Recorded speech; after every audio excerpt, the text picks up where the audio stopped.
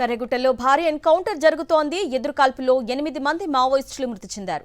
మృతుల్లో మావోయిస్టు కీలక నేతలు ఉన్నట్లు సమాచారం. గత కొన్ని రోజులుగా భద్రతా బలగాలు కర్రెగుట్టలను జల్లెడపడుతున్న సంగతి తెలిసిందే. ఇప్పటికే కర్రెగుట్టలో పదుల సంఖ్యలో మావోయిస్టులు మృతి చెందిన సంగతి తెలిసిందే. అత్యాధునిక డ్రోన్లతో మావోయిస్టుల జాడను పసిగట్టి భద్రతా బలగాలు ముందుకు కదులుతున్నాయి. కర్రెగుట్టలో ఎన్కౌంటర్ ఇంకా కొనసాగుతోంది. మరిన్ని డీటెయిల్స్ మా ప్రతినిధి మహేంద్ర అందిస్తారు. మహేంద్ర, ప్రస్తుతం డీటెయిల్స్ ఏంటి? అక్కడ ఎలాంటి సిచ్యువేషన్ ఉంది?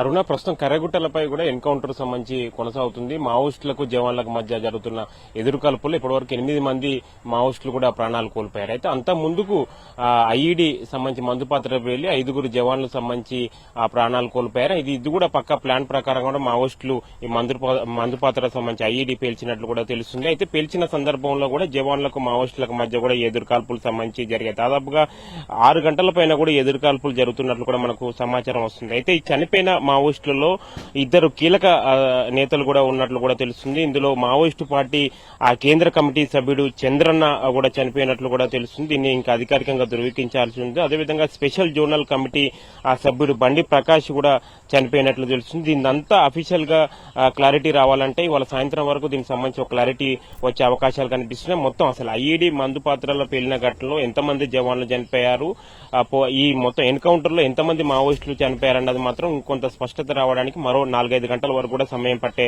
అవకాశాలు కనిపిస్తున్నాయి. గత 18 రోజుల నుంచి కూడా ఈ కర్రెగుట్టలపై కూడా ఈ ఆపరేషన్ సంబంధించి కొనసాగుతుంది. గత నెల 21న చేపట్టిన ఈ ఆపరేషన్ సంబంధించి ప్రస్తుతం మాత్రం క్లైమాక్స్ సంబంధించి స్టేజ్ కి వచ్చిందని చెప్పుకోవాలి. ప్రస్తుతం సీరియస్ గా వాళ్ళు ఇంకా ఆపరేషన్ దూకుడు పెంచిన నేపథ్యంలో మావోయిస్టులు కూడా ప్రతిఘటన చర్యలు సంబంధించి చేపడుతున్నట్టు తెలుస్తుంది. ఈ 18 రోజులు జరిగిన ఆపరేషన్ లో భాగంగా జవాన్లు పెద్ద ఎత్తున 4000 మంది జవాన్లు కూడా కర్రెగుట్టలపై నిత్యం కుంబింగ్ సంబంధించి నిర్వహిస్తూ వస్తున్నారు. అక్కడ ఒక బేస్ క్యాంప్ ను కూడా ఏర్పాటు చేసుకున్నారు.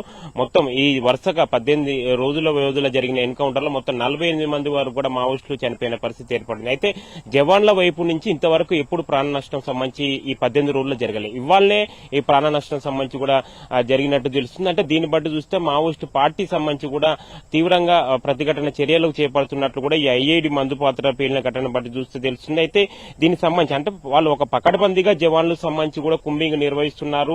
నిత్యం తనిఖీలు సంబంధించి చేస్తూ వస్తున్నా గానీ ఈ మందు పాత్రలు పేలిన ఘటనలో జవాన్లు చనిపోవడం మాత్రం కొంత చర్చనీయాంశంగా మారుతుంది. పూర్తిగా ఈ ఆపరేషన్ సంబంధించి కూడా మరికొద్ది రోజుల పాటు కొనసాగే అవకాశాలు కనిపిస్తున్నాయి. ప్రస్తుతం మాత్రం ఇవాళ సాయంత్రం వరకు మాత్రం పోలీసులు ఈ ఎన్కౌంటర్ లో ఎంతమంది మావోయిస్టులు చనిపోయారు, ఎంతమంది జవాన్లు చనిపోయారు అనేది కూడా ఒక స్పష్టత ఇచ్చే అవకాశం ఉంది.